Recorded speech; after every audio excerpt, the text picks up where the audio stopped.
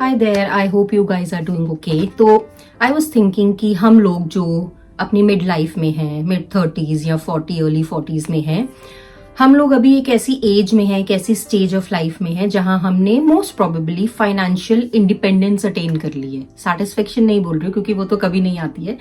Financial independence attain कर ली है, which means कि हम अपने फाइनेंसेस को अपने आप मैनेज करते हैं। कुछ हमें अगर खरीदना है तो हम डिसीजंस ले सकते हैं कि is it good for us, is it affordable and all.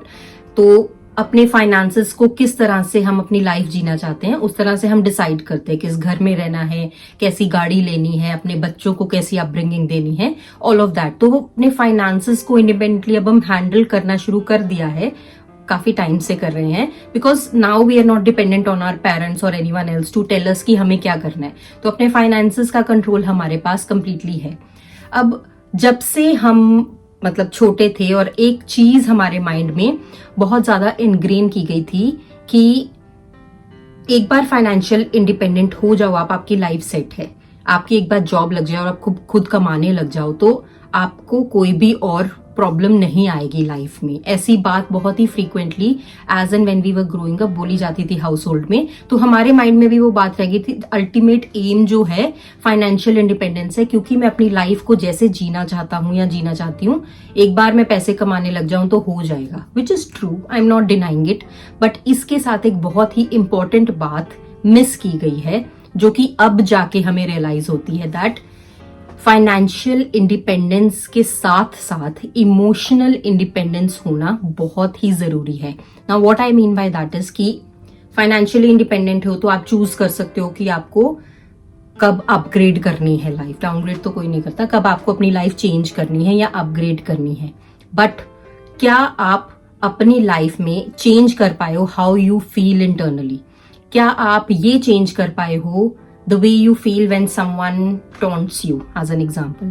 क्या आप ये चेंज कर पाए हो the need to seek validation? क्या आप अपनी internal feelings को चेंज कर पाए हो when you don't like something? Because believe it or not, on an everyday basis हमें बहुत सारी ऐसी अंदर चीजें खाती रहती है जो हमें अच्छी नहीं लग रही। हमें पता चल रहा है that even though मेरे पास like materialistic wise सब कुछ है, बट फिर भी कुछ कुछ ऐसी ऑन एन एवरीडे बेस्ड चीजें होती रहती है जो आपको पसंद नहीं आती है। क्या आप उन चीजों को और अपने इमोशंस को रेगुलेट कर पाए हो?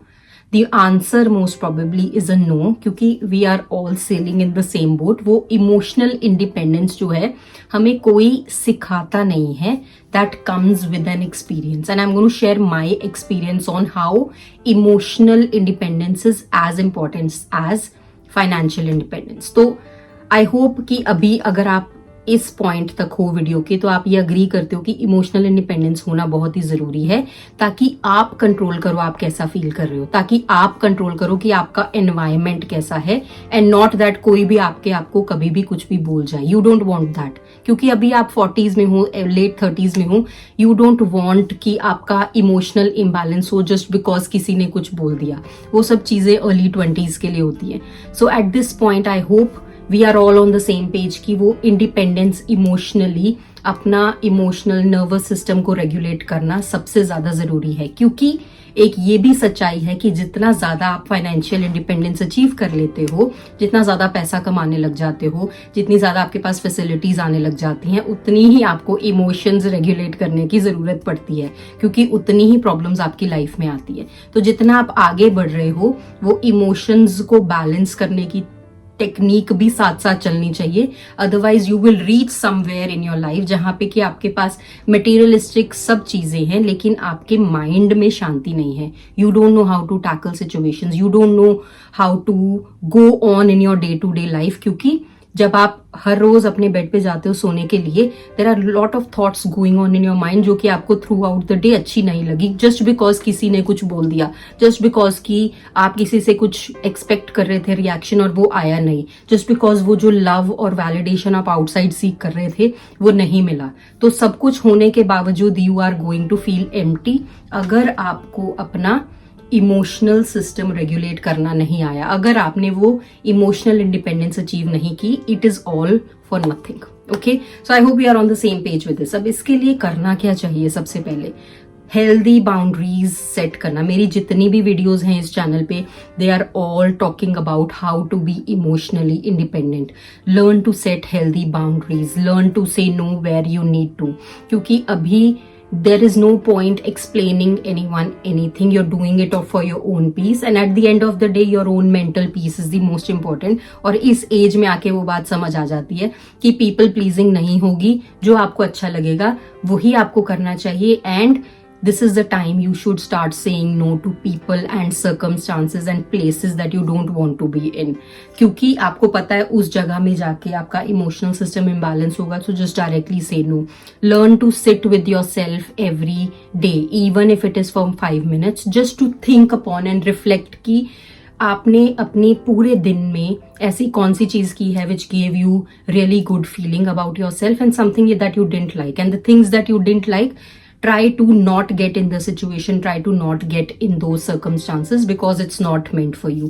तो वो अपने साथ self introspection करना on an everyday basis is really important, ताकि आपका emotional system regulate रहे. Alright, and a few other things that you can do at this point is कि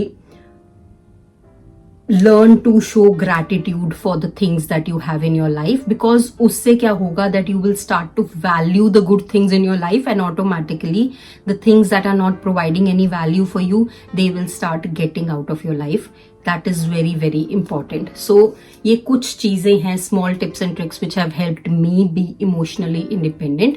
तो आज कोई भी टॉम डिक एंड हैरी आके मुझे कुछ भी ऐसे नहीं बोल सकता जिससे कि मेरा माइंड खराब हो जाए, because I know how to regulate my mind. I am sitting with myself on an everyday basis, and I am going in that meditative state to control my emotions and be connected to God. तो मैं God को बहुत ज्यादा मानती हूँ, तो मेरे को वो गॉड के साथ अटैच होना बहुत ज्यादा हेल्प करता है. अगर आप भी मानते हो, जिस भी भगवान को मानते हो, it will definitely help you to be connected to the higher power and make sure, क्योंकि जब हम भगवान के आगे प्रे करते हैं तो we are surrendering everything that is not in our control and just focusing on one thing that matters, which is God and the higher power. जो भी है आपको, जो भी आप वर्ड यूज करना चाहते हो, जिस भी भगवान को मानते हो, तो ऑन एन एवरीडे बेसिस वो बहुत जरूरी है कि आप अपने इमोशंस को रेगुलेट करो.